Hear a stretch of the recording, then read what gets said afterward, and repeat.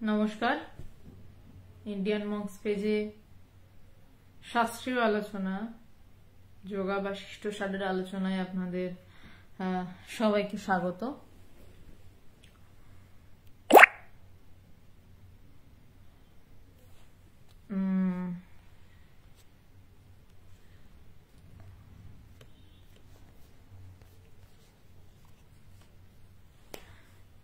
আপনারা যিনি বা যারা এই লাইভে আসছেন একটু জানাবেন যে আওয়াজটা পরিষ্কার আসছে কিনা। যিনি লাইভে এসছেন আস্তে আস্তে হয়তো মানুষরা ঢুকবেন, আওয়াজটা পরিষ্কার কিনা একটু জানাবেন। আজকে যোগা বাশিষ্ঠ সার আলোচনার চতুর্থ দিন।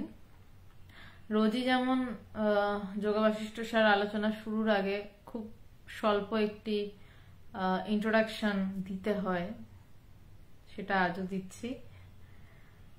রামচন্দ্রকে, অবতার শ্রী রামচন্দ্রকে বশিষ্ঠ মুনি যে উপদেশ দিয়েছিলেন সেই উপদেশেরই কিছু সার কথা, মানে উপদেশগুলো থেকে কিছু বদলিয়ে সার করা হয়নি, সে অনেক উপদেশের মধ্যে কিছু উপদেশ নিয়ে লেখা হয়েছে যোগা বাশিষ্ঠ সার। এবং অনেক সাধু সন্ন্যাসী, অনেক পণ্ডিত ব্যক্তি এই যোগা বাশিষ্ঠ সার টিকা রচনা করেছেন। তো আমরা যেই টিকা নিয়ে আলোচনা করছি সেটি স্বামী ধীরেশানন্দজির টিকা, উদ্বোধন থেকে প্রকাশিত। আচ্ছা, কুশল গুপ্ত, ধন্যবাদ। সবাইকে নমস্কার। আগের দিন আমরা যেটা নিয়ে আলোচনা করছিলাম, শাস্ত্রের যেটা মূল বিষয়, যে শাস্ত্রীয় মানে অন্যদিন স্বামী শিষ্য সংবাদ নিয়ে আলোচনা করি, ধন্যবাদ অমিত। অন্যদিন আমরা যেটা নিয়ে আলোচনা করি মূলত সোমবার এবং বৃহস্পতিবার স্বামী শিষ্য সংবাদ, সেখানে আরো নানা রকম কথা থাকে। কিন্তু এই যোগা বাশিষ্ঠ সার এই বইটি যেহেতু শাস্ত্রের একটি প্রকরণ গ্রন্থ, সেই কারণে এই যোগা বাশিষ্ঠ সার বইটিতে একমাত্র কি কি ভাবে ব্রহ্মকে বোধ করা যায়, কি কি ভাবে শব্দটা বলা ভুল, ব্রহ্মকে বোধ করার রাস্তা ছাড়া আর দ্বিতীয় কোনো পন্থা নিয়ে আলোচনা হয়নি। সমাজে একটু বেশি কাজ করলে কিভাবে প্রতিষ্ঠা হবে, কিভাবে সংগঠন চলবে, কিরম ভাবে সংগঠনে চলা উচিত, কিছু নিয়ে আলোচনা হয়নি। রাম বশিষ্ঠ দেবের কাছে জ্ঞান লাভ করতে গেছিলেন, নিজেকে জানতে গেছিলেন। গৃন্দ্রনাথ সরকার, হ্যাঁ ধন্যবাদ, নমস্কার। প্রবাল দাশগুপ্ত, নমস্কার। সবাইকে নমস্কার আমার। তিনি জানতে গেছিলেন রামচন্দ্র। শিষ্য যখন গুরুর কাছে জানতে চায়, যেটা জানতে চান গুরু সেটাই বলেন। রামচন্দ্র বশিষ্ঠ দেবের কাছে জানতে গেছিলেন তার আসল সত্যটা কি। বশিষ্ঠ দেব তাকে সেটা শুনিয়েছেন। কল্পতরু দিবসের দিন, কাট ব্যাক টু ঠাকুরের সময় আমি আসছি, রামচন্দ্র থেকে ঠাকুরের সময়। কল্পতরু দিবসের দিন ঠাকুরের কাছে যে সমস্ত গৃহী ভক্তরা লুটিয়ে পড়ে ব্রহ্মজ্ঞানের প্রার্থনা করেছিলেন, ঠাকুর তাদের ব্রহ্মজ্ঞান দিয়েছিলেন, তাদের আধ্যাত্মিক উন্নতির জন্য বলেছিলেন। ঠাকুর বলেছিলেন তোমাদের চৈতন্য হোক, এবং অবশ্যই তারা পরে লাভ করেছিলেন, চৈতন্য লাভ করেছিলেন। কিন্তু এক দুজন তাদের মধ্যে টাকা কড়ি চেয়েছিলেন, যে আমার অভাব আছে। ঠাকুর তাদেরকে বলেছিলেন হ্যাঁ তোমাদের অভাব মিটুক, বা তোদের অভাব মিটুক। তো ঠিক শিষ্য গুরুর কাছে যেই মন নিয়ে যায়, গুরু ও শিষ্যের মানসিক অবস্থা অনুসারে তার মনের খাদ্যের পূরণ করেন। রূপন নাথ, আপনার ভিডিওগুলো পুরো দেখতে পারি না, নেট সমস্যা বেশি থাকে। কি জানি, আমার দিক থেকে তো কোনো নেট সমস্যা নেই, তাহলে অন্য কেউ বলতো। বোধহয় আপনারই কিছু ইন্টারনেটের সমস্যা আছে, আপনি একটু দেখুন।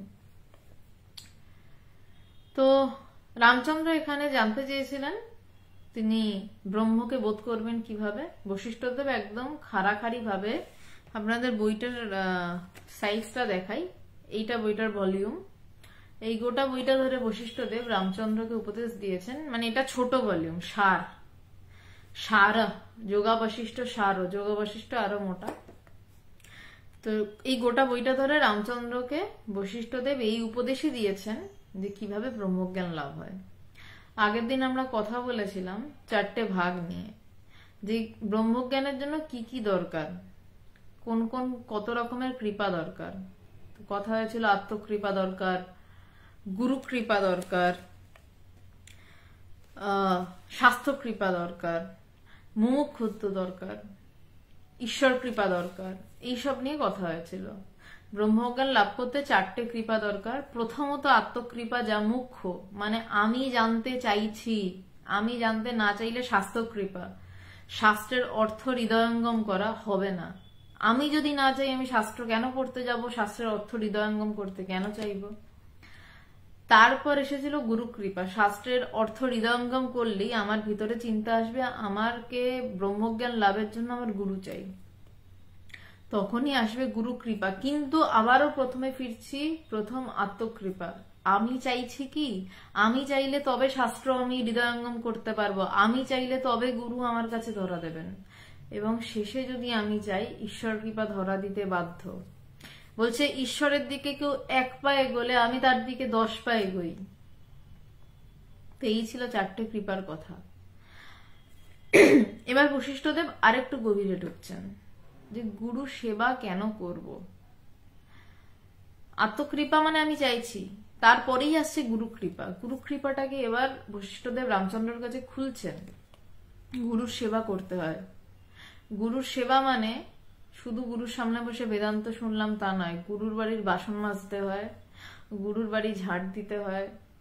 উদ্দালক গুরুর গরুগুলোকে নিয়ে মাঠে চড়াতে যেত। প্রাচীনকালের যদি নিয়ম বলি, গুরু গৃহে তো অধ্যয়ন করতে হতো, এবং প্রায় সবাই ব্রহ্মজ্ঞানী ছিলেন। আগে নিজেকে জানতেন, তারপর সংসার জীবনে প্রবেশ করতেন। 4টে যে আশ্রম ছিল, প্রথমে গুরুগৃহে গিয়ে তারা প্রথমে গুরুর সব কাজ করতেন, গুরুর বাড়ির যাবতীয় কাজ। খুব বাজেভাবে যদি বলি, চাকরের যা কাজ তাই করতেন। গুরু গৃহে গিয়ে গুরুর কাজ করতেন, গুরু তাকে বেদান্তের একটা কথাও বলতেন না।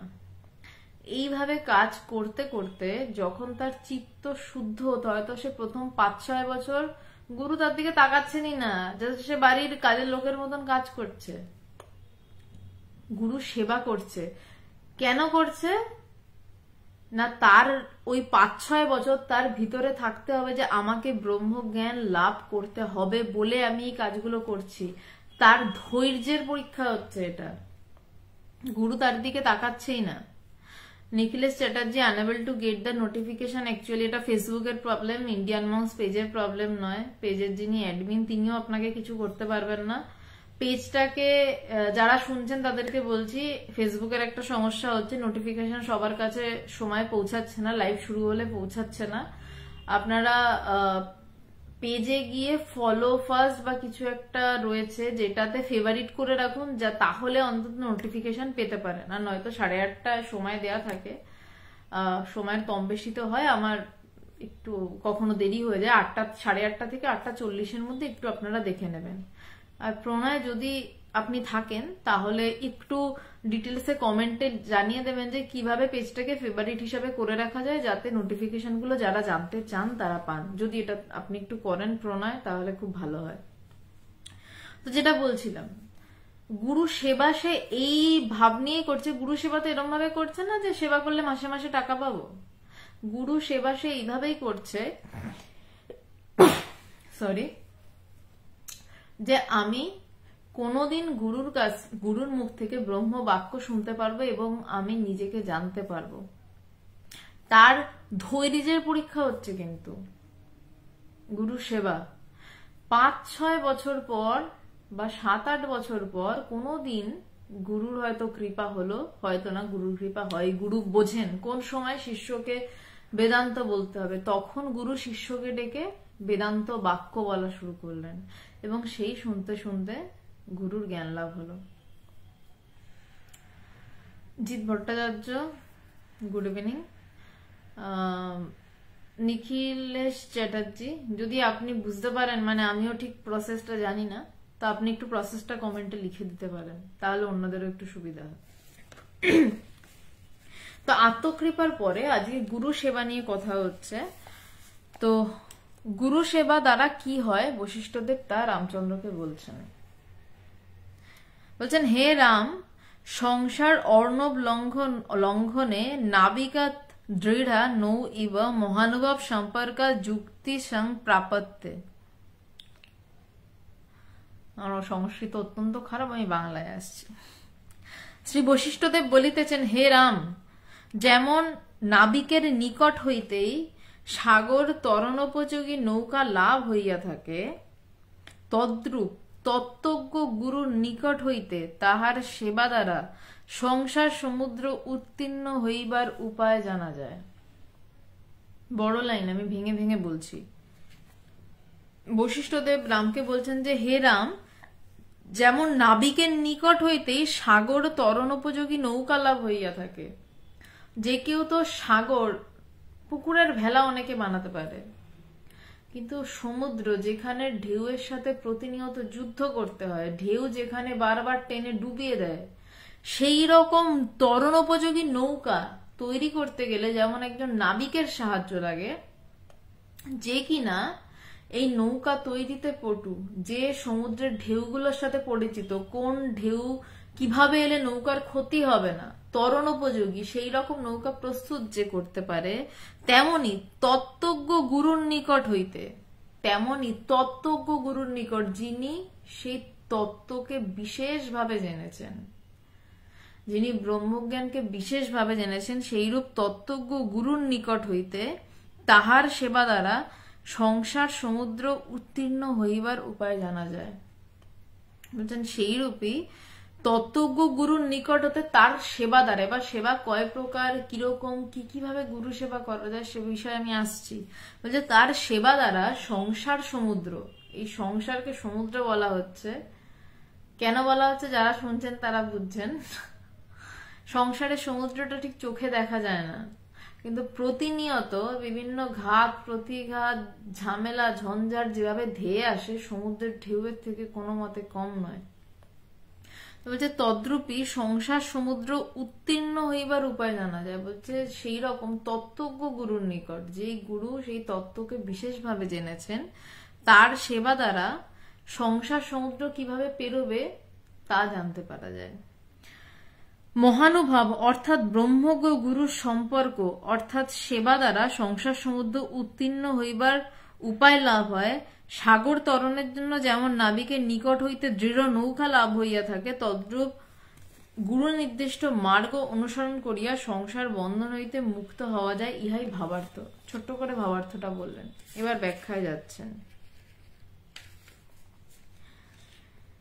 সেবা কাকে বলছে? এবার বলছে গুরু সেবা নিয়ে কথা হলো, তাই বলছে সেবা কাকে বলছে? সেবাই বিদ্যা লাভের প্রকৃষ্ট উপায়। গীতামুখে শ্রী ভগবান বলিয়াছেন, তদ্বিধি প্রণিপাতেন পরিপ্রশ্নেন সেবায়া, তত্ত্ব বিষয়ক জিজ্ঞাসা ও সেবা দ্বারা গুরুর নিকট হইতে বিদ্যা লাভ করা কর্তব্য। যে সেবা কেমন, সেবা কিভাবে করা যায়? বলছে সেবা বিদ্যা লাভের প্রকৃষ্ট উপায়, মানে সর্বোৎকৃষ্ট উপায়। এবার সেবা কিরকম হতে পারে? আপনি গুরুর সান্নিধ্য থেকে গুরুর কাজ করছেন, সেটা সেবা। গুরু বেদান্ত বলছেন, আপনি তন মন চিত্ত সমস্ত কিছু একাকার করে আপনি গুরুর বাক্যে ডুবে যাচ্ছেন। আস্তে আস্তে ধাপে ধাপে সেবার মাপকাঠি ওঠে। কেমন বলুন তো? প্রাথমিক যেটা হচ্ছে গুরুর বাড়ির কাজকর্ম করছেন, এক প্রকার সেবা। দ্বিতীয় ধাপ কি হলো না, গুরুর ব্যক্তিগত কাজ করছেন, আর এক ধাপ ওঠা সেবা। তৃতীয় ধাপ হলো,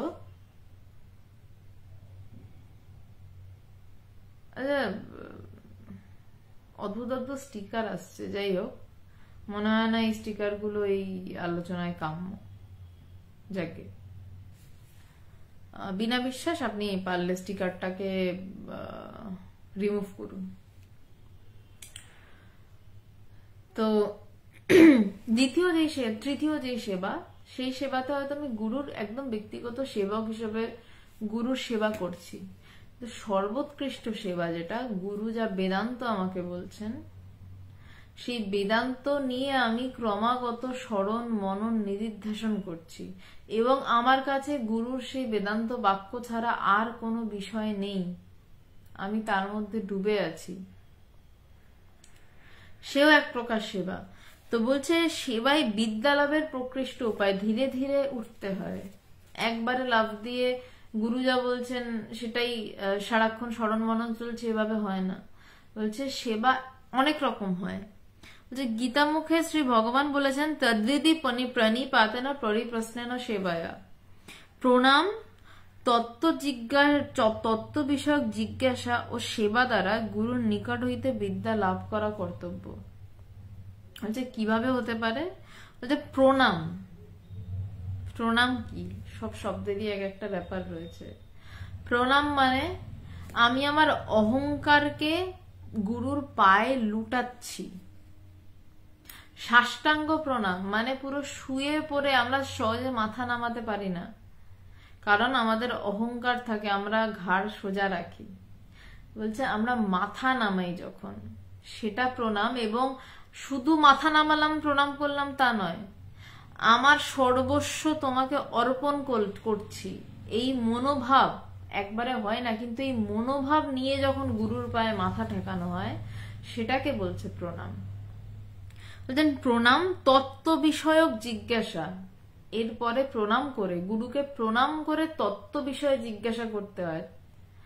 তত্ত্ব বিষয়ে জিজ্ঞাসা মানে গুরুদেব আমি কে, আমি আসলে কি, আমার মন বুদ্ধি চিত্ত অহংকারের পারে কোন আমি দাঁড়িয়ে, আমি কিভাবে এই সংসার সমুদ্র, সংসার সমুদ্র মানে কি আমার মনেরই সমুদ্র, আমার মনই বিভিন্ন ভাবে, আমার মনই বিভিন্ন। আচ্ছা সুজয় দাস জিজ্ঞাসা করছেন ম্যাম আপনার পিছনে ময়ূর পুচ্ছ কেন আছে বললে ভালো হয়। আসলে আমার ঘরে না প্রচন্ড টিকটিকি ছিল, এটা গুরু গম্ভীর আলোচনার মধ্যে মানে মজার কথাই বলছি। আমার ঘরে প্রচন্ড টিকটিকি ছিল, যেটা আমার একদম পছন্দ ছিল না। তো আমি কোথাও একটা শুনেছিলাম যে ময়ূরের পালক রাখলে বোধহয় টিকটিকি উড়ে যায়, টিকটিকি থাকে না। তারপর থেকে দুটো ময়ূরের পালক কিনে এনে একটা এই দেয়ালে একটা এই দেয়ালে লাগিয়েছিলাম। তো মোটামুটি সুফল পাচ্ছি। গত 6-7 বছরে 1-2 বার দেখা মিলেছে, খুব একটা দেখা মেলেনি। আমার ঘরে ময়ূরের পালক রাখার আর কোনো কারণ নেই। অনেকেই প্রশ্নটা করেন। সুজয় দাস আপনাকে বললাম, দেবাশিস রায় আমার শরীর ভালো, আগের থেকে অনেক ভালো। তো বলছে সেভাবে প্রণাম করতে হয়। একটু মজার কথায় গেলাম, যাই হোক আবার বিষয় ফিরছি, যে প্রণাম করতে হয়। তারপর তত্ত্ব বিষয়ক জিজ্ঞাসা, তত্ত্ব নিয়ে জিজ্ঞাসা, আমি কে, অন্য কিছু না। আমার চাকরি কবে হবে, আমার প্রমোশন কবে হবে, আমার বিয়ে কবে হবে, বা আমার শরীরের রোগ সারছে না কেন, এই বিষয় নয়। তত্ত্ব বিষয়ক জিজ্ঞাসা যখন করছে এবং তারপর সেবা দ্বারা, প্রথমে প্রণাম হলো, অহংকার লুটালো, তারপরে তত্ত্ব বিষয়ক জিজ্ঞাসা ভিতরে যে গুরুদেব আমাকে জানান কৃপা করে যে আমি সংসার সমুদ্র উত্তীর্ণ কিভাবে হতে পারবো। সংসার সমুদ্র মানে আবারও বলছি, সংসার মানে আমারই মন নিত্য নতুন সমস্যা তৈরি করে সংসার রচনা করে। আপনি ভেবে দেখুন তো, আপনি উঠে বলছেন এই সমস্যা, তো সমস্যাটা কিন্তু আপনার মনে, আপনি যদি ভাবেন দূর নিকুচি করেছে থাক পড়ে, ও যেমন আছে থাক, আমি যেমন আছি তেমনই ভালো থাকবো, সমস্যার কিন্তু এক চুটকিতে সমাধান হয়ে যান। কিন্তু না, আপনার মনই আপনার মনের সমস্যার সাথে লড়তে থাকে, আপনার মন 2 ভাগ হয়ে সমস্যার সাথে লড়তে থাকে। নমস্কার শ্রীমতী দি, নমস্কার অসীম কুমার শাহ, নমস্কার। জয় মা, আমি জানি না আপনার নাম কি, আপনারও মঙ্গল হোক। তো বলছেন প্রণাম, এবং এরপর যখন তত্ত্ব বিষয়ক জিজ্ঞাসা এলো তারপরে সেবা, তারপর গুরুকে সেবা দ্বারা তুষ্ট করে গুরুর নিকট হইতে বিদ্যা লাভ করা কর্তব্য। কারণ গুরুরও তো ভিতরে আসতে হবে। কেন এতগুলো করা?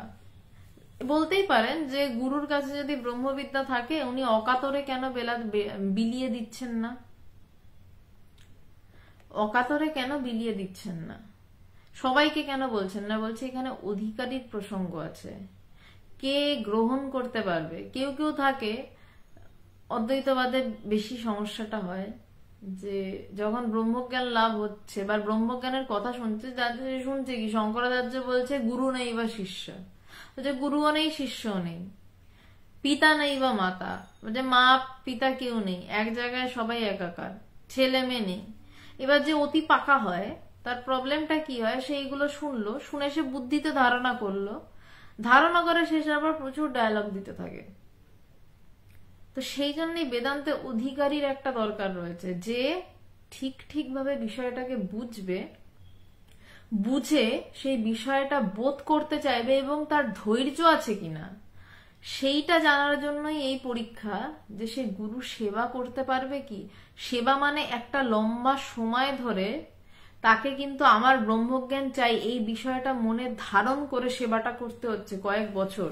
নয়তো প্রচুর আছে আমার ব্রহ্মজ্ঞান চাই ব্রহ্মজ্ঞান চাই ব্রহ্মজ্ঞান চাই, কিছুদিন পরে সব উৎসাহ উড়ে গেল, হাওয়াও উড়ে গেল, তারপর সে নিজেকে সামান্য বেদান্ত জেনে নিজেকে বিশাল হনুমান ভাবতে শুরু করলো এবং ভাবতে শুরু করলো আমার তো কিছুই দরকার নেই, আমি সব হয়ে গেছে, আমি গুরু, আমি ব্রহ্ম, তাহলে আমার আর কি গুরুর দরকার। এই সব অপদার্থ যাতে না ঢোকে এই গুরু শিষ্য পরম্পরায়, তাই জন্য এই সিস্টেমটার প্রণয়ন শাস্ত্রকাররা করে রেখেছিলেন। তারা জানেন যে মানুষের মন কিরকম বক্রপথে চলে, তাই বলছেন প্রথমে প্রণাম, যে প্রথমে প্রণাম করতেই অনেকের অবস্থা খারাপ হয়। আমি প্রথম পারতাম না ভগবানকে প্রণাম করতে, আমার গুরুদেবকে, আমার অহংকারে লাগতো, এক লজ্জা পেতাম আর একটা পারতাম না।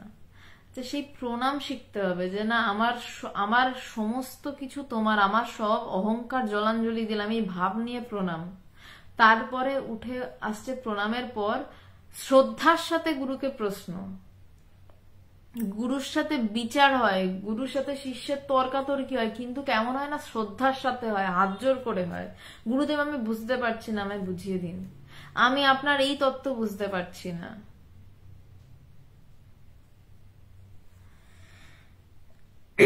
বলছে তারপরে সেবা দ্বারা, যেটা বললাম এটা লম্বা প্রসেস, তারপর গুরুর নিকট হইতে বিদ্যা লাভ করা কর্তব্য। বলছে তারপরে গুরুর থেকে বিদ্যা লাভ করা কর্তব্য। এবার দুই নম্বর বলছে সাধু সঙ্গ সর্বদা কর্তব্য। কেন বলছে সাধু সঙ্গ সর্বদা কর্তব্য? মহানুভব সম্পর্ক কস্যা নন্নতি কারক অস্তুচাপি পয় প্রাপ্য গঙ্গাং ইয়াতি পবিত্রতাম। বলছে সাধু সঙ্গ সর্বদা করতে হবে। কেন? তার জন্য বৃহদারণ্যক উপনিষদ থেকে একটি লাইন বলেছেন, যার বর্ণ বিসর্গ, বিন্দু বিসর্গ আমিও বুঝলাম না, সংস্কৃত জানি না, তাই বাংলাটা পড়ছি। মহাপুরুষ কাহার না উন্নতি বিধান করিয়া থাকে, অশুচি জলধারাও গঙ্গার সহিত মিলিত হইয়া পবিত্রতা লাভ করিয়া থাকে। বলছেন মহাপুরুষ কার না উন্নতি বিধান করে থাকে? মহাপুরুষ তো সবারই উন্নতি বিধান করে থাকে, কিন্তু বলছে যে অশুচি জলধারাও, ড্রেনের জল গঙ্গার সহিত মিলিত হইয়া পবিত্রতা লাভ করিয়া থাকে। ড্রেনের জলটা গিয়ে সব ড্রেনে, বেশিরভাগ ড্রেনের জলই গঙ্গায় গিয়ে পড়ে। বলছে সেই ড্রেনের জলও গঙ্গায় গিয়ে যখন পড়ে তখন তাকে কিন্তু আর ড্রেনের জল বলা হয় না। যেই মুহূর্তে ড্রেনের জলটা গঙ্গায় পড়ে মিশে গেল, আমি হয়তো সেই জলই নিয়ে মাথায় ছিটিয়ে বলছি যে আমি শুদ্ধ হয়ে গেলাম, বা সেই জলই আমি ক্যানে করে তুলে আনছি যে আমি পুজো করব।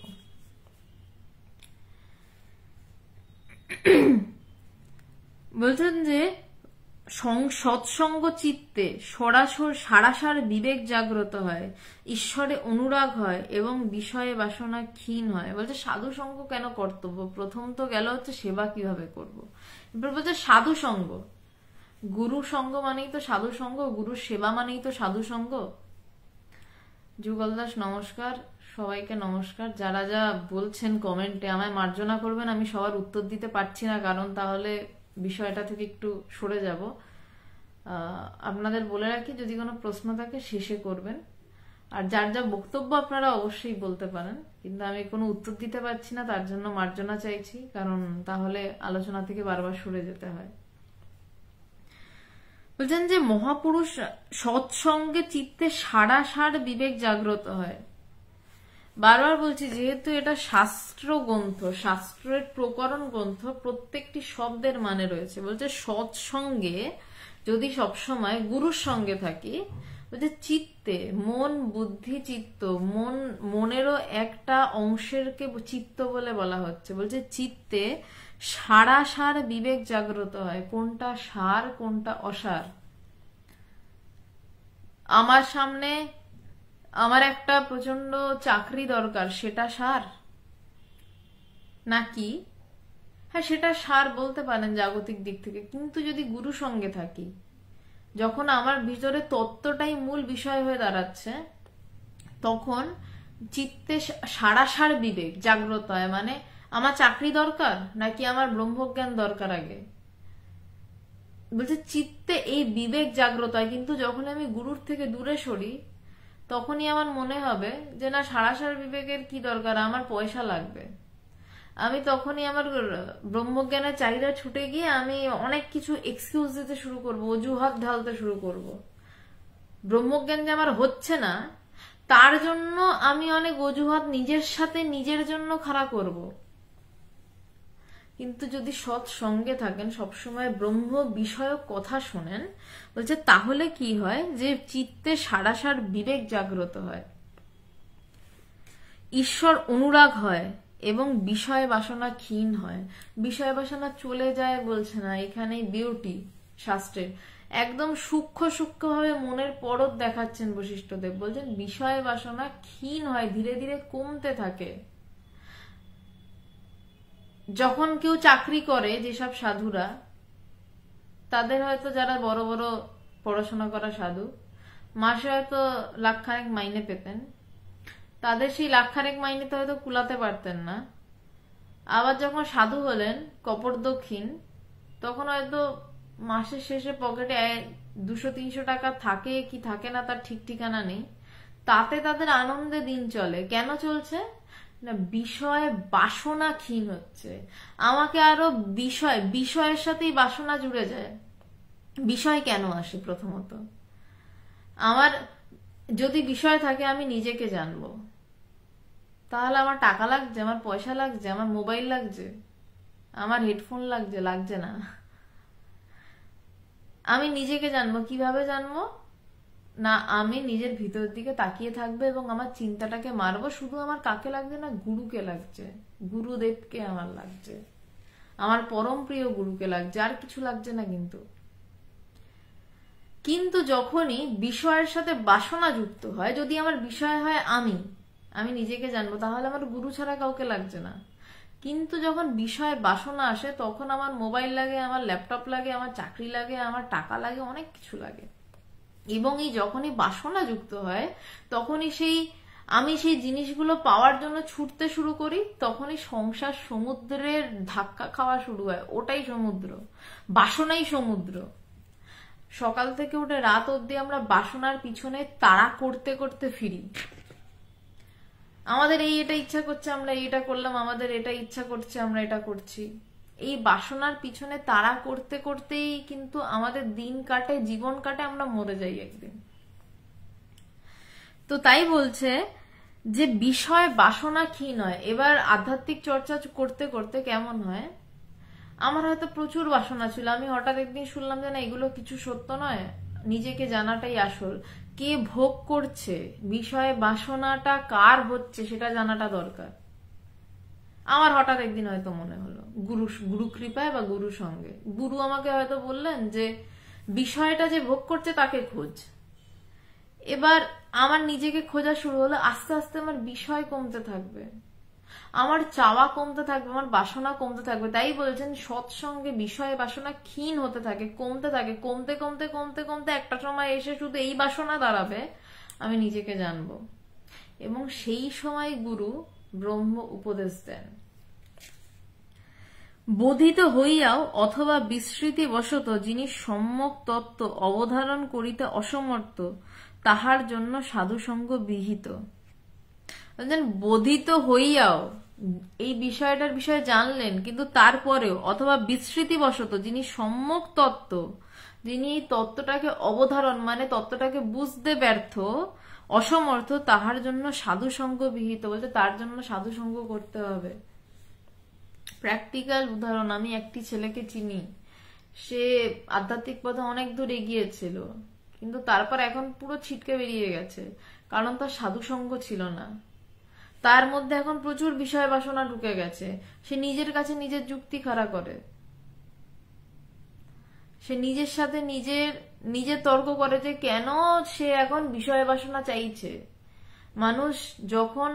মানুষ কিন্তু অ্যাকচুয়ালি উকিলগিরি নিজের সাথে নিজে করে, আদালতে তো অন্য বাদী বিবাদী পক্ষ হয়, মানুষের নিজের মধ্যেই বাদী বিবাদী পক্ষ থাকে, এবং সে নিজের মধ্যে বাদী বিবাদী পক্ষ নিজের মধ্যে লড়াই করে বুদ্ধি একটাকে গ্রহণ করে। সেটা যার যেমন মানসিক অবস্থা, কেউ গ্রহণ করলো যে আমাকে সবকিছু ছেড়ে দিয়ে আমি ব্রহ্মজ্ঞানটাই জানবো, আবার কারুর বুদ্ধি গ্রহণ করলো যে ব্রহ্মজ্ঞান পরে জানবো, আমি আগে চাকরি করে পয়সা জমাবো। সবসময় কিন্তু বুদ্ধি এই টাসেলের মধ্যে কোনো একটি পক্ষ নেয় এবং সেইভাবেই তার জীবন চালিত হয়। তো বলছে যে যিনি বোধিত হইয়াও, যিনি ব্রহ্মজ্ঞানের বিষয়ে জেনেও তার বুদ্ধি তাকে অন্যদিকে নিয়ে যাচ্ছে, তার বাসনা তাকে অন্যদিকে নিয়ে যাচ্ছে বিস্মৃতিবশত। কিভাবে না, বিস্মৃতিবশত সে ভুলে যাচ্ছে। যিনি সম্যক তত্ত্ব অবধারণ করিতে অসমর্থ তাহার জন্য সাধুসঙ্গ বিহিত। বলছে তাকে আবার সেই জায়গায় ফেরাতে হলে কি করতে হবে না, তাকে সাধু সঙ্গ করতে হবে। তাকে সাধু মানে কে, যে গেরুয়া পরে আছে সেই সাধু? হ্যাঁ, সে তো সাধু বটেই, কিন্তু সাধুর মানে হচ্ছে যার সম্যক রূপে অজ্ঞান নাশ হয়েছে এবং যিনি সর্বসময় এই ব্রহ্ম তত্ত্ব নিয়েই কথা বলছেন। তার সাথে থাকতে থাকতে আবার আগুনটা জ্বলে যায় যে না, আমাকে আর ব্রহ্মকে জানতে হবে। আমি হয়তো বিষয় বাসনায় চলে গেছিলাম, কিন্তু আমার গুরুর সাথে থাকতে থাকতে, সাধু সঙ্গ করতে করতে আমার ভিতরে আবার এই আগুনটা জ্বলে যায়, কারণ আগুনটা তো আমার ভিতরেই আছে। মাঝে মধ্যে আগুনের উপরে প্রচুর জঞ্জাল পড়ে যায়, সাধু সঙ্গ করতে গিয়ে আগুনের ওই ধিকিটা আমরা হারিয়ে ফেলি। আমরা এই সাধু সঙ্গ করতে গিয়ে হঠাৎ ধিকি আগুনটা আমরা খুঁজে পাই। আরে কে ভোগ করছে জানতে হবে আমাকে, সরি। সাধুগণ পুনঃ পুনঃ তত্ত্ব বুঝাইয়া দেন ও স্মরণ করাইয়া দেন। বলছেন যে সাধুগণ পুনঃ পুনঃ তত্ত্ব বুঝাইয়া দেন, একবারে ছেড়ে দেন না, পুনঃ পুনঃ যতবার ভুলে যায়। সাধুদের এই জন্য প্রেমিক বলা হয়। বলতে যতবার ভুলে যায় ততবার সাধুরা সেই তত্ত্ব তাকে স্মরণ করিয়ে দেয় এবং তাকে বুঝিয়ে দেয় সৎসঙ্গের মহিমা সর্বশাস্ত্রে পুনঃ পুনঃ কীর্তিত হইয়াছে। বলছে সৎসঙ্গের মহিমা সর্বশাস্ত্রে, সব রকমের শাস্ত্রে বারবার কীর্তিত হইয়াছে। ভগবান শ্রীকৃষ্ণ বলিয়াছেন, কোন নির্দিষ্ট জল বিশেষী তীর্থ নয়, অথবা মৃত্তিকা ও পাষাণ নির্মিত মূর্তি বিশেষী একমাত্র দেবতা নহে। দীর্ঘকাল সেবিত হইলে তাহারা পুরুষকে পবিত্র করিয়া থাকে। সাধুগণের দর্শন কিন্তু তৎকাল এই শুদ্ধির হেতু হইয়া থাকে। তত্ত্বজ্ঞ সাধুগণই যথার্থ তীর্থ দেবতা। বলছেন যে তত্ত্বজ্ঞ সাধু, যিনি সেই তত্ত্বকে জেনেছেন, তত্ত্বজ্ঞ যিনি নিজেকে জেনেছেন, সেই তত্ত্ব মানে নিজেকে জানা। বলছেন যে তত্ত্বজ্ঞ সাধুগণই যথার্থ তীর্থ দেবতা। যে শ্রীকৃষ্ণ এই কথা বলছেন যে কোনো বিশেষ জল, ওখানে গিয়ে স্নান করলাম, আমার ভিতরে একদম ব্রহ্মচিন্তায় পরিপূর্ণ হয়ে গেল তা নয়। এই স্নান করে আমার এটাও কামনা হতে পারে যে আমার ব্যবসাটা এবার দাঁড়িয়ে যাবে, আমার একটা চাকরি হবে, হলো না। আবার কোনো মূর্তির কাছে গিয়ে আমি প্রার্থনা করছি, অনাদি নমস্কার। আমি দক্ষিণেশ্বরে এত মানুষ যায়, গিয়ে সবাই সবার মতন প্রার্থনা করে যে আমার এই চাই, আমার সেই চাই। ঠাকুরের মতন মাকে কে দেখতে চায় যে মা তোমায় দেখতে চাই? বলছেন সেই পাষাণ মূর্তির কাছে, তার কাছে তো পাষাণেরই মূর্তি, যে গিয়ে বলছে যে আমার এটা চাই, আমার সেটা চাই, সে তার ওইটুকু বিশ্বাস নিয়ে সে সেইভাবে কথা বলছেন। কিন্তু তত্ত্ব বিষয়ে তো জানতে চাইছেন না, কে চাইছে তার উন্নতি সেটা তো সে জানতে চাইছে না। সে নিজের উন্নতি চাইছে, তো উন্নতিটা আসলে কার হবে সেটা তো চাইছে না। বলছেন যে তত্ত্বজ্ঞ সাধুগণই যথার্থ তীর্থ দেবতা। বলছে তত্ত্বজ্ঞ সাধুগণ, যিনি এই তত্ত্বে বিচরণ করছেন। বলছে তিনি যথার্থ তীর্থ দেবতা, তাহারা জঙ্গম তীর্থ ও শ্রী ভগবানের চল বিগ্রহ রূপে প্রসিদ্ধ। বলতে তত্ত্বজ্ঞ সাধু, বারবার বলছি, শুধু সাধু নয়, যেই সাধুর তত্ত্বজ্ঞান লাভ হয়েছে, যিনি সর্বদা ব্রহ্মে প্রতিষ্ঠিত, তাকেই এই কথা বলছে। তিনি যথার্থ তীর্থ দেবতা, তাহারা জঙ্গম তীর্থ শ্রী ভগবানের চল বিগ্রহ রূপে প্রসিদ্ধ। তারা ভগবানের চল বিগ্রহ, মানে তারা হাঁটছেন ফিরছেন, একভাবে দাঁড়িয়ে নেই, পাষাণ মূর্তির মতন দাঁড়িয়ে নেই। বলছে তারা এইভাবে প্রসিদ্ধ। সৎসঙ্গ সাধকের পরম হিতকারী। লোক ব্যবহারে রাগ দেশের তাড়নায় অস্থির হইয়া সাধক নির্জন প্রদেশে ঈশ্বর চিন্তন করিতে যায়, কিন্তু সেখানেও অন্তস্থ বিষয় ভোগ বাসনা তাহাকে বিক্ষিপ্ত ব্যাকুল করিয়া তোলে। এই জন্য নির্জন বাস প্রথম অবস্থায় বিপরীত ফল উৎপাদন করিয়া থাকে। আবারও বলছি, শব্দ ধরে ধরে বিষয়গুলোর বোঝার রয়েছে। বলছেন যে সৎসঙ্গ সাধকের পরম হিতকারী। সাধক, সাধক মানে সিদ্ধ নয়, কিন্তু সাধক মানে যিনি এই প্রসেসের মধ্যে রয়েছেন, যিনি সাধনা করছেন, যিনি সাধনা শুরু করেছেন তিনিও সাধক, যিনি প্রায় শেষের পথে, আর কয়েক পাই গেলেই ব্রহ্মজ্ঞান, ব্রহ্মজ্ঞান হওয়ার আগে অবধি কিন্তু তিনি সাধক, হয়ে গেলে তিনি সিদ্ধ।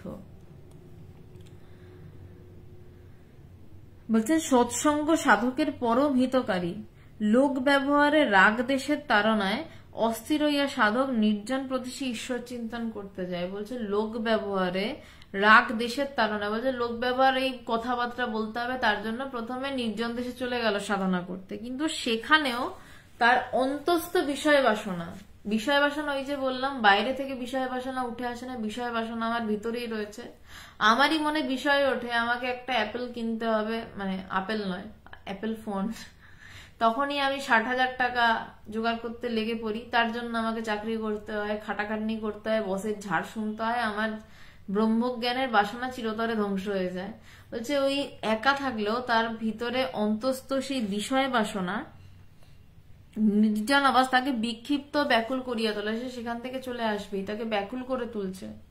তার ওই নির্জন বাসে বসে মনে হলো আমাকে এই খাবারটা খেতে হবে, সে ব্যাকুল হয়ে গেল এই খাবার খাওয়ার জন্য।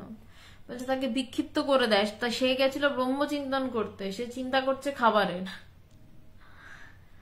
আসল কিন্তু আমি শুয়ে চিন্তা করছি না, বসে চিন্তা করছি না, ব্যায়াম করতে করতে চিন্তা করছি, এটা নয়। আসল হচ্ছে আমি চিন্তা করছি কি, যে আমি কিভাবে ব্রহ্মজ্ঞান লাভ করব, বা আমি কি, এটা কি আমি খুঁজছি। এই জন্য নির্জন বাস প্রথম অবস্থায় বিপরীত ফল উৎপাদন করিয়া থাকে। ভোগ বাসনা ক্ষীণ না হইলে নির্জনে ওই সব চিন্তা সাধককে অধিক কষ্ট দেয় ও তাহাকে অধিক বহির্মুখী করিয়া তোলে। এরূপ অবস্থায় সৎসঙ্গ পরম মহৌষধ। বলছে একা যদি সাধক সাধনা করতে যান, বলছে সেই বাসনা, ভোগ বাসনা ক্ষীণ না হয়ে, ভোগ বাসনা কমলো না, সাধক নির্জনে একা চলে গেল সাধনা করতে। বলছে তার ফলে কি হয়, মন আরো বেশি বহির্মুখী হয়, আরো বেশি বিক্ষেপ এসে যায়। বলছে এইরূপ অবস্থায় সৎসঙ্গ পরম মহৌষধ। এই অবস্থায় সৎসঙ্গ মানে কোন তত্ত্বজ্ঞ গুরুর সঙ্গ, যিনি প্রত্যেক মুহূর্তে তার বহির্মুখী মনকে অন্তর্মুখী করবেন। কেমন না, তার বহির্মুখী মন চাইবে যে আমি এই গ্যাজেটস কিনবো। সৎসঙ্গ তত্ত্বজ্ঞ গুরু তাকে বলবেন তুমি খোঁজো গ্যাজেটসটা কে কিনতে চাইছে। বলছেন বহির্মুখী মনকে অন্তর্মুখী করে দেয়। যেমন ধরুন আমি চিকেন রোল খেলাম একটা, আমার অ্যাসিডিটি হলো, আমি খেলাম কিন্তু চিকেন রোলটা, আমার অ্যাসিডিটি হলো, সাথে সাথে আমি কি খেলাম, একটা র্যান্টাক খেয়ে নিলাম, ওটাও খেলাম কিন্তু সেটা কি করলো, আমার অ্যাসিডিটি কাটালো।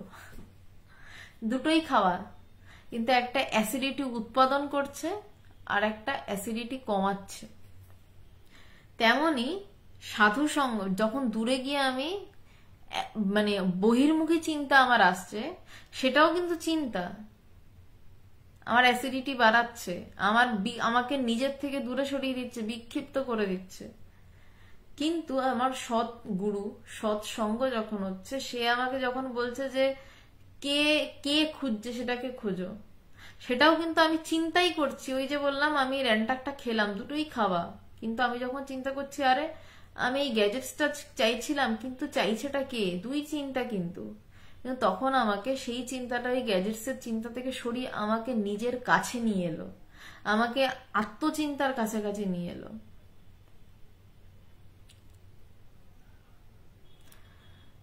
বাপ্পা দত্ত বা যারা প্রশ্ন করছেন আমি শেষে উত্তর দিচ্ছি। এইরূপ অবস্থায় সৎসঙ্গ পরম মহৌষধ। সৎসঙ্গে বিষয় ভোগবাসনা ক্ষীণ হইতে থাকে, তখন সে নির্জনে গিয়াও ঈশ্বর চিন্তন করিতে সমর্থ হয়। বলছে তখন সে নির্জনে গিয়েও ঈশ্বর চিন্তা করতে সমর্থ হয়। সৎসঙ্গ শব্দের মুখ্য অর্থ সতের সঙ্গ, অর্থাৎ সৎস্বরূপ পরমাত্মার সঙ্গ, তার সঙ্গে এক হইয়া যাওয়া, অর্থাৎ ব্রহ্মকারা বৃত্তিতে স্থিত হওয়া। এক ক্ষণের জন্য ওই বৃত্তিতে স্থিত হইলে সর্ব অবিদ্যা ও সংসার বন্ধন বিনাশ প্রাপ্ত হয়। সার কথা বলছেন যে সৎসঙ্গ শব্দের মুখ্য অর্থ সৎ, তার মনে হচ্ছে সতের সঙ্গ। সতের সঙ্গটা কি? বলছে সৎস্বরূপ পরমাত্মার সঙ্গ। বলছে সৎস্বরূপ পরমাত্মা, বাইরের কেউ নয় আমাকে উপদেশ দিচ্ছে, কিন্তু তাছাড়া যখন এই ভিতরে আমার সাথে আমি সঙ্গ করছি, যেখানে গিয়ে আর সঙ্গের প্রয়োজন হয় না, আমি ততক্ষণই বলছি আমার সাথে আমি সঙ্গ করছি যতক্ষণ না আমি সঙ্গ করতে পারছি। যেই মুহূর্তে সঙ্গলাভ হয়ে যাবে তখন আমি আর এই কথাই বলবো না যে সঙ্গলাভের প্রয়োজনীয়তা আছে বা নেই। বলছে তার সঙ্গে এক হইয়া যায়, অর্থাৎ ব্রহ্মকারা বৃত্তিতে স্থিত হওয়া। ব্রহ্মকারা বৃত্তি মানে আমি ব্রহ্মকে জানতে চাই, এই বৃত্তিতে স্থিত হওয়া মানে আমি কে, আমার ভিতর সর্বক্ষণ খোঁড়াখুড়ি চলছে। আমি কে, আমি ব্রহ্ম, আমি ব্রহ্ম, আমি এটা বুঝতে পারছি না, আমি কিভাবে বুঝবো? এই বৃত্তি থেকে হঠাৎ করে আমি খেতে যাব, এই বৃত্তি নয়। যদি আমি খাইও, আমার শরীরের প্রয়োজনে যখন আমি খাইও, তখনও যখন আমার ভিতরে ব্রহ্মকারা বৃত্তি, যখন আমার ভিতরে চলছে যে আমি কে, আমি কে, খাচ্ছে কে, বলছে এই বৃত্তিতে স্থিত হওয়াই সৎসঙ্গ। যতক্ষণ না এরকম ভাবে হতে পারছেন ততক্ষণ আরেকজন কাউকে লাগবে যে সবসময় আপনাকে মনে করিয়ে দেবে, এবং তার কথা শ্রদ্ধা সহকারে শুনতে হবে আপনাকে, নইলে উপায় নেই। যে ব্রহ্মকারা বৃত্তিতে স্থিত হওয়া। এবার বলছে এক ক্ষণের জন্য ওই বৃত্তিতে স্থিত হইলে সর্ব অবিদ্যা ও সংসার বন্ধন বিনাশ প্রাপ্ত হয়। বলছে একটা ক্ষণের জন্য। শাস্ত্র ওই ক্ষণটাকে কিভাবে ব্যাখ্যা করছে? বলছে মহিষের শিং, আগেও অনেকবার বলেছি আবারও বলছি, মহিষের শিং একটু কল্পনা করুন, ভীষণ সরু হয়, একদম পিন পয়েন্টেড। বলছে ওই শিঙের মাথায় একটা সর্ষের দানা, গোলাকার ছোট্ট সর্ষের দানা ওই শিঙের মাথায় রাখলেই তো গড়িয়ে পড়ে যাবে, ফ্র্যাকশনেরও ফ্র্যাকশন অফ দি সেকেন্ড। বলছে একটা মহিষের শিঙের মাথায় একটা সর্ষের দানা রাখতে যতটুকু সময় লাগে, ওইটুকু সময়ের জন্য যদি আপনি ওই এক্ষণের জন্য ওই বৃত্তিতে স্থিত হন, আমি কে, এই বৃত্তিতে যদি স্থিত হন, তাহলে ওই এক টুকরো ক্ষণই সর্ব অবিদ্যা ও সংসার বন্ধনের বিনাশ প্রাপ্ত হয়। বলছে এক ক্ষণ জীবন ওলট পালট করে দেয়, পুরো জীবনের খোল নলচে বদলে দেয়। ওই এক ক্ষণের জন্য জন্ম জন্মান্তরের তপস্যা, ওই ক্ষণটার জন্য। বলছে স্থিত হইলে সর্ব অবিদ্যা ও সংসার বন্ধন বিনাশ প্রাপ্ত হয়। সৎসঙ্গ শব্দের এটা মুখ্য অর্থ, এটা মুখ্য অর্থ। দু রকমের অর্থ আছে সৎসঙ্গের। বলছে সবসময় সতের সঙ্গে বাস, মানে নিজের সাথে নিজের বাস। বলছে এটা মুখ্য অর্থ। এবার বলছে গৌণ অর্থ। যে সৎসঙ্গ শব্দের গৌণ অর্থ সৎস্বরূপ পরমাত্মার চিন্তনকারী সাধুগণের সঙ্গ। কারণ প্রথমেই তো আমি নিজের সাথে নিজে ওই জায়গায় স্থিত হতে পারবো না। বলছে সেটা তো মুখ্য। যখন আমি সিদ্ধ হয়ে গেলাম, যখন আমার জ্ঞান লাভ হয়ে গেল, তখন ওই সৎসঙ্গ, যে আমি সবসময় নিজের সাথে নিজে ডুবে রয়েছি। কিন্তু তার আগে সৎসঙ্গ শব্দের গৌণ অর্থ সৎস্বরূপ পরমাত্মার চিন্তনকারী সাধুগণের সঙ্গ।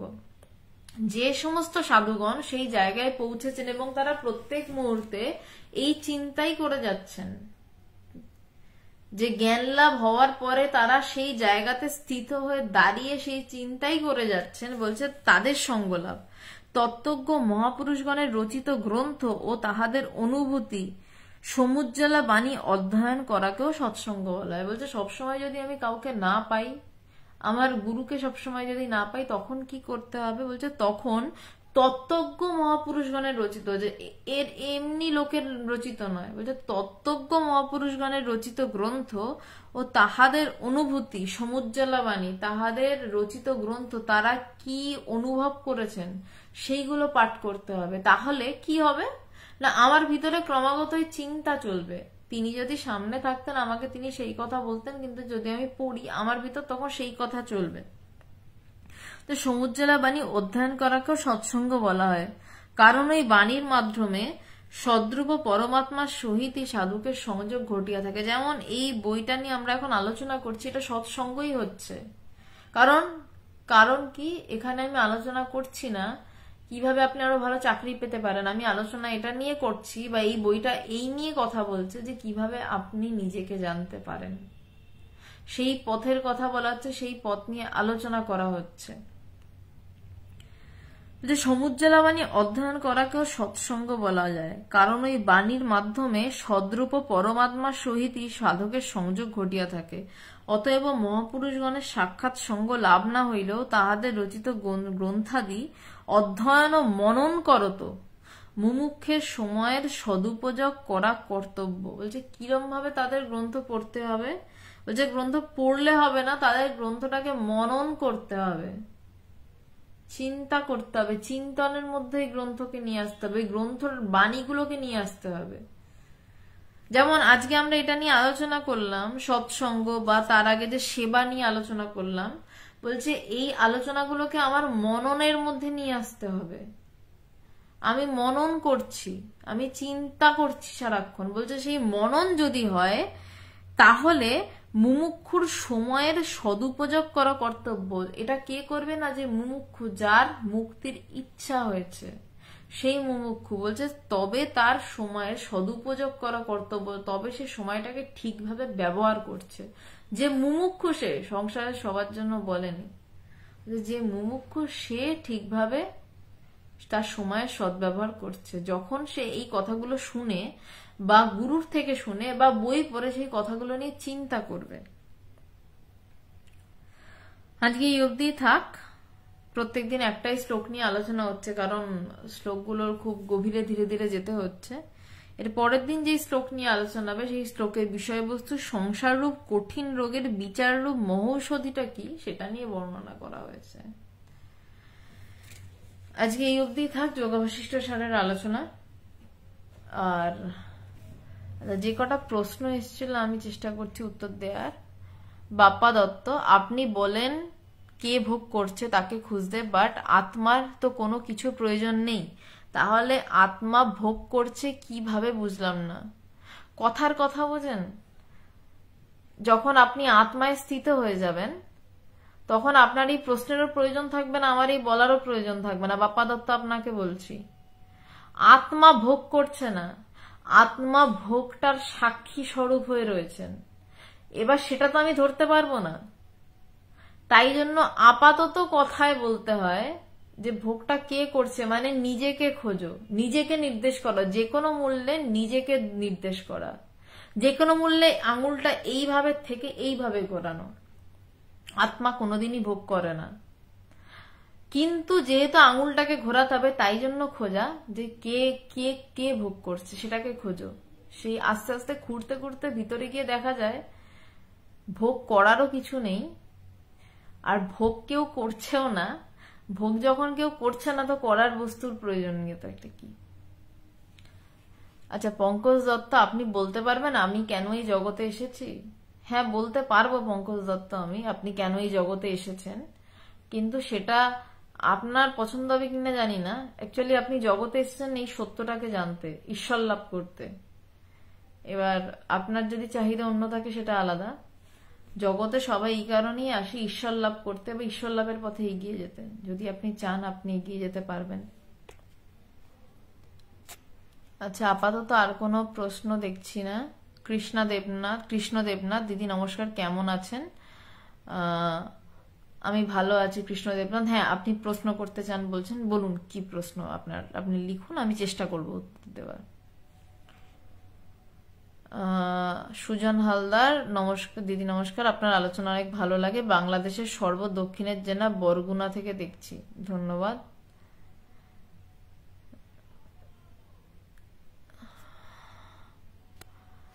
আচ্ছা, আর কোনো প্রশ্ন তো আমি পাচ্ছি না। কৃষ্ণ দেবনাথ, আপনার প্রশ্নের জন্য অপেক্ষা করছি। আপনি যদি প্রশ্ন করেন তো আপনি করুন, আমি উত্তর দেওয়ার চেষ্টা করছি। আচ্ছা, কৌশিক দত্ত, কোথায় পাবো সাধুর সঙ্গ একটু বলবেন দয়া করে, আমি কি করে পাবো, আপনাদের আশ্রম কোথায়, একটু কোনো গুরুর সাথে মন খুলে কথা বলতে চাইছি, আমাকে একটু সাহায্য করুন। আপনার কথা শুনে আমার মন চঞ্চল হয়, মনকে শান্ত করতে সৎসঙ্গকে এই মনে নিয়ে যেতে চাইছি। ঠিক আছে কৌশিক দত্ত, আপনি যদি সাউথ কলকাতায় থাকেন, আপনি লেক গার্ডেন্স আশ্রমে আসতে পারেন। আমি এই লাইভটার পরে আপনাকে কেউ একজন ফোন নাম্বার দিয়ে দেবেন, আপনি একটু আপনার কমেন্ট বক্সটা খেয়াল রাখবেন, আপনি ফোনে একটু কথা বলে নেবেন, তাহলে বা আপনি আমার গুরুদেব ভগবানের সাথেও দেখা করতে পারেন, কিন্তু ভগবানের তো বয়স হয়েছে, এখন উনি কথা খুব একটা বলেন না। মন খুলে যেহেতু কথা বলতে চাইছেন, হ্যাঁ কথা বলতে পারবেন, সাধুর সঙ্গও পাবেন। আপনাকে ফোন নম্বর দিয়ে দেওয়া হবে, আপনি একটু ফোনে কথা বলে যোগাযোগ করে নেবেন, তারপর সেইভাবে আপনি আসবেন, অবশ্যই সাধু সঙ্গ করতে পারবেন। কৃষ্ণ দেবনাথ, আচ্ছা নরোত্তম দত্ত, জ্ঞান লাভ হলে কি আর পুনর্জন্ম হয় না? না, হয় না। তার কারণ জ্ঞান লাভ হলে এইটা একদম স্পষ্ট বোধ হয় জন্মই নেই, তো জন্ম নেই যখন মৃত্যুর প্রসঙ্গও নেই, তো মৃত্যুই যখন নেই আবার পুনর্জন্ম নেই, এটা অনুভব হয়, শুধু শাস্ত্র বলছে তা নয়। আচ্ছা কৃষ্ণ দেবনাথ, আপনার জন্য অপেক্ষা করছি, আপনি যদি কোনো প্রশ্ন করেন, নয়তো আমি লাইফটা আজকে বন্ধ করবো, আজকে আমি একটু ব্যস্ত রয়েছি আর কি।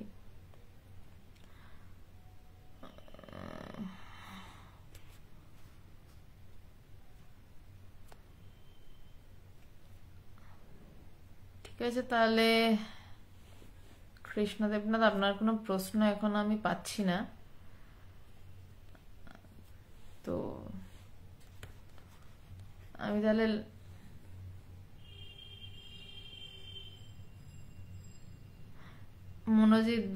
মনোজিৎ সরকার, না আজকে আসলে তো যোগাবাশিষ্ট সার নিয়ে কথা হচ্ছে ভাই। কালকে সন্ধ্যা 8:30 থেকে ইন্ডিয়ান মঙ্কস পেজেই স্বামী শিষ্য সংবাদ নিয়ে আলোচনা রয়েছে, কালকে স্বামী শিষ্য সংবাদ নিয়ে আলোচনা করব। বহরমপুরে এই কোথাও এই সংঘ নেই, বহরমপুরে আমাদের কোনো শাখা নেই, ইন্টারন্যাশনাল বেদান্ত সোসাইটির কোনো শাখা নেই। কিভাবে গুরু সঙ্গ পাবো? গুরুর সাথে থাকলে গুরু সঙ্গ পাবেন, যদি আপনার গুরুর কাছে থাকার সৌভাগ্য হয় তবেই গুরু সঙ্গ পাবেন। আপনার প্রশ্নেই আপনার উত্তর, গুরু সঙ্গ মানে গুরুর কাছাকাছি যদি থাকতে পারেন তাহলেই পাবেন, বা গুরুর কথা নিয়ে মনন নিয়ে যদি আলোচনা করতে পারেন, বা গুরুর কথা যদি মনন করতে পারেন তাহলে গুরু সঙ্গ পাবেন। শিবম চ্যাটার্জি, জপ নিয়ে বলুন। জপ নিয়ে কি বলার আছে আর, গুরুদেব যেভাবে জপ করতে বলেছেন সেভাবে করুন, 108 বার কমসে কম করতে বলেন, করুন। জপ বাড়াতে যদি পারেন তো বাড়ান, যেরকম জপ বাড়াবেন সেরকম আপনার আধ্যাত্মিক অনুভূতির উন্নতি হবে, এটুকুই। কতদিনই আমি মনকে শান্ত করতে পারবো, মানে ঈশ্বরকে নিজে যে আত্মসমর্পণ করতে পারবো না, এটা তো কোনো কোর্স নয় যে আপনি 10 দিনের কোর্স করলেন মন শান্ত হয়ে গেল। এটা আপনারই উপর, আপনি কতটা পাগলের মতন মনকে শান্ত করতে চান, এবং তার উপরে নির্ভর করছে আপনি কত তাড়াতাড়ি মনকে শান্ত করতে পারবেন। এই 10 দিন কোর্স করলাম তারপর মন শান্ত হয়ে গেল, এটা এমন ব্যাপার নয়। মন্ডল হরিরঞ্জন, দিদিভাই আমি ব্রহ্ম বলছি ও এক প্রকার অহংকার, যতক্ষণ বলছি ততক্ষণ অহংকার, যখন বলা বন্ধ তখন অহংকারের নাশ। কিন্তু ওই যে কথা বললাম না একটা, যে দুরকম বলা হয়, আমি জীব আমি মানুষ আমি বড়লোক, এইগুলো অহংকার, আর আমি ব্রহ্ম এও মুক্তির পথের অহংকার, কিন্তু যখনই বলা বন্ধ তখনই আসল অহংকারের নাশ। না কৌশিক দাস শুধু কলকাতাতে আছে নয়, পশ্চিমবঙ্গের মধ্যে কলকাতাতে আছে, আর বনগাঁর দিকে একটা ছোট ইউনিট রয়েছে। আশ্রম কলকাতাতে রয়েছে, আর শিলিগুড়িতে আশ্রম রয়েছে, সাথে বেনারস, আসাম, বাইরের জায়গাতেও রয়েছে, এবং বিদেশে নেদারল্যান্ড, স্পেন এইসব জায়গায় আশ্রম রয়েছে। ধর্মের সাথে আধ্যাত্মিকতার পার্থক্য নেই। ধর্ম মানে যদি আপনি অন্য কিছু বোঝেন সেটা আমি জানি না, ধর্ম মানে নিজেকে জানা, তার সাথে আধ্যাত্মিকতার কোনো পার্থক্য নেই। রুমি সরকার ফোন নাম্বারটা আমি শান্তনু চক্রবর্তী দুজনকেই বলছি, ফোন নাম্বার আমি লাইভটার শেষে আমি দিয়ে দিচ্ছি, কারণ আসলে আমার ফোন নাম্বারটা মুখস্থ নেই, থাকলে আমি বলে দিতাম আর কি। অরবিন্দ সামন্ত, আমি কে? নিজে খুঁজুন আপনি কে, যদি পেয়ে যান তো ভালো। গুরুর পায়ের নিচে গিয়ে পড়ুন আর জানতে চান আমি কে। আমার কাছে চেষ্টা করে জেনে লাভ নেই, আমার ক্ষমতা নেই সেটা জানানোর। কৃষ্ণা, যোগ বাশিষ্ঠের বইটা বাংলাদেশে কে কোথায় পাবো? রামকৃষ্ণ মিশনের কোন একটি স্টলে যাবেন, পেয়ে যাবেন। শিলিগুড়ির কোথায় আছে? আমি মনোজিৎ, আমি তোমাকে ফোন নাম্বার দিয়ে দেবো, তুমি একটু যোগাযোগ করে নিও। ওই ঠিকানাটা আমি ভুলে গেছি আসলে। কৌশিক দাস, আপনি শিলিগুড়িতে থাকেন, বেশ, আমি ফোন নাম্বার দিয়ে দেবো। মনোজিৎ, তুমিও কি শিলিগুড়িতে থাকো? যাই হোক, আমি নম্বর দিয়ে দেবো, কৌশিক দাস, দুজনকে নম্বর দিয়ে দেবো, একটু জোগাড় করে নেবেন, মানে একটু কথা বলে নেবেন। আপনি কি প্রশ্ন করেছেন রাজেশ কর্মকার? একটু যদি আর একবার প্রশ্নটা করেন, আমি এড়িয়ে যাইনি, মানে আমি দেখতে পাইনি আসলে। আচ্ছা, দীক্ষা কি জীবনে একবারই হয় নাকি দীক্ষা দুবারও নেওয়া যায়? জিতেন্দ্রনাথ মাধব, জটিল প্রশ্ন। দীক্ষা অ্যাকচুয়ালি যদি হয় যে জীবনে একবারই, তাহলে আপনি ভাগ্যবান, কিন্তু যার থেকে দীক্ষা নিয়েছেন হয়তো আপনার নেওয়ার পরে তার বিভিন্ন কারণে তার সাথে যোগাযোগ নেই, বা ইচ্ছা করছে না সেই পথে যেতে, বা আপনার ঠিক পছন্দ হচ্ছে না দীক্ষাদাতা গুরুকে, তো তাহলে আপনি দ্বিতীয়বার দীক্ষা গ্রহণ করতে পারেন। কিন্তু বারবারই বলবো, দীক্ষা একবার নেওয়াই ভালো, এবং সর্বান্তকরণে ওই সেই একটা দীক্ষা নিয়ে লেগে পড়ে থাকা ভালো। আচ্ছা মনোজিৎ, শিলিগুড়িতে থাকেন, শিলিগুড়ি, তাহলে আমি একটু পরে নম্বর দিয়ে দিচ্ছি, একটু কথা বলে নেবেন। আমার সে নম্বরটা ভুলে গেছি। গোপা কুন্ডু মন্ডল, আসামে কোথায় আশ্রম আছে? আসামে আমিনগাঁওতে আশ্রম রয়েছে, হেডকোয়ার্টার, আর লাল গণেশ এরিয়া যতদূর সম্ভব ওই অঞ্চলে আশ্রম রয়েছে। সিটি সেন্টার আশ্রমের নাম, আমি ফোন নাম্বার দিয়ে দেবো, যোগাযোগ করে নিতে পারবেন। হ্যাঁ, নম্বর যারা যারা চাইছেন আমি কমেন্ট বক্সেই তাদের নম্বর দিয়ে দেব। পিনু সরকার, না জুম মিটিং আমি করি না,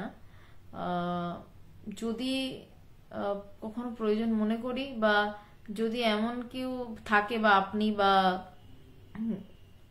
বা মানে কমসে কম 20-25 জন, যে যারা সত্যি সত্যি আধ্যাত্মিকতার বিষয়ে জানতে চায়, তাহলে জুম মিটিং হয়তো কখনো করতেও পারি, কিন্তু তাদের নিয়মিত থাকতে হবে। জুম মিটিং এখন অব্দি করি না।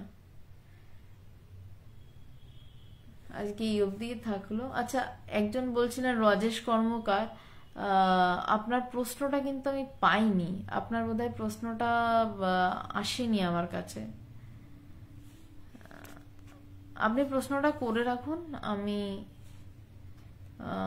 উত্তরটা নয় কমেন্টে দিয়ে দেবো। আর যারা যারা ফোন নাম্বার বা ঠিকানা চাইলেন, কমেন্ট বক্সে আপনারা উত্তর পেয়ে যাবেন।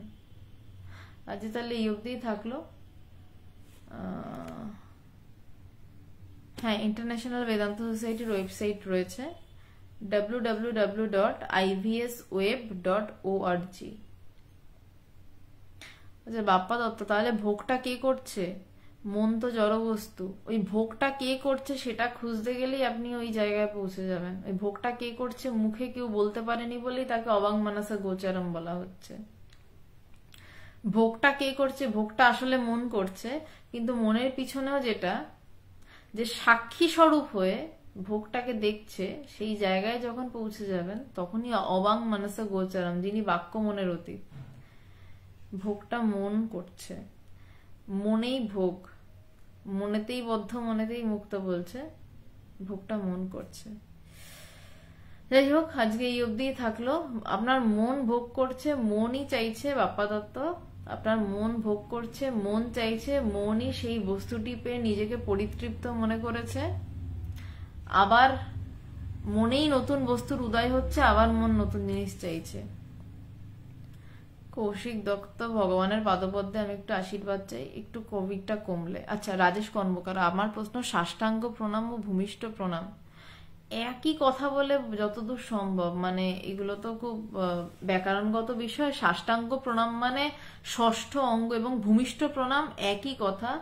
যখন নিজের মানে 6টা অঙ্গ মাটির সাথে মিশে গুরুকে প্রণাম করছে, এবং ভূমিষ্ঠ প্রণামও তাই, সম্পূর্ণভাবে ভূমিতে শুয়ে যখন গুরুকে প্রণাম করছে তাকেই ভূমিষ্ঠ প্রণাম এবং সাষ্টাঙ্গ প্রণাম বলা হচ্ছে, আলাদা নয়, একই। দীপক দেবনাথ, নমস্কার মাতাজি। প্রথমত আমি মাতাজি নই, আমার নাম তৃষিতা সেন, আমি এখনো সন্ন্যাসী নই, সুতরাং মাতাজি নই। প্রণাম নেবেন। ভগবান গীতায় বলেছেন পরমাত্মাই সবকিছু করেন, আত্মা কিছু করেন না। আমি কি করে বুঝবো যে আমি কিছু করি না, সব পরমাত্মাই করছে। আবার বলছে নিজেকে জানো, ভগবানের সেবা করো। সব যদি পরমাত্মা করে তাহলে আমি কে আর কি করছি, একটু বুঝিয়ে বলুন। গোটা বিষয়টা নিয়ে আমি আলোচনা করেছি আগের দিনে, স্বামী শিষ্য সংবাদও এইটা নিয়ে আলোচনা হয়েছে, বা আগের দিন বুধবারেরও যোগাবশিষ্ট সারে এই বিষয়টা নিয়ে বিস্তারিত আলোচনা হয়েছে। এটা অনেক বড় বিষয়, আপনি প্লিজ একটু ওই দীপক দেবনাথ ওই আলোচনাটি একটু শুনে নিন। জিতেন্দ্রনাথ মাত, আমি রামকৃষ্ণ মিশন থেকে দীক্ষা একবার নিয়েছি, কিন্তু আমি গুরুদেবের সাথে কথা বলার সুযোগ হয়নি বেশি, তাই বললাম। হ্যাঁ, এটা একটা সমস্যা, ওখানে গুরুদেবের সাথে তো খুব একটা কথা হয় না। ঠিক আছে, আপনাকে আমি ফোন নাম্বার দিয়ে দেব। দীক্ষা নিতে হবে আমি বলছি না, কোনো তত্ত্বজ্ঞ সন্ন্যাসীর সাথে আলোচনা করতে পারেন, তাতে আপনার পথ আরো পরিষ্কার হবে। আমি আপনাকে নম্বর দিয়ে দেবো, আপনি কথা বলে নেবেন। অর্পিতাদি, আমি তোমার সাথে পরে ফোনে কথা বলে নিচ্ছি। ঠিক আছে, আজকে এই অবধি থাকলো, নমস্কার।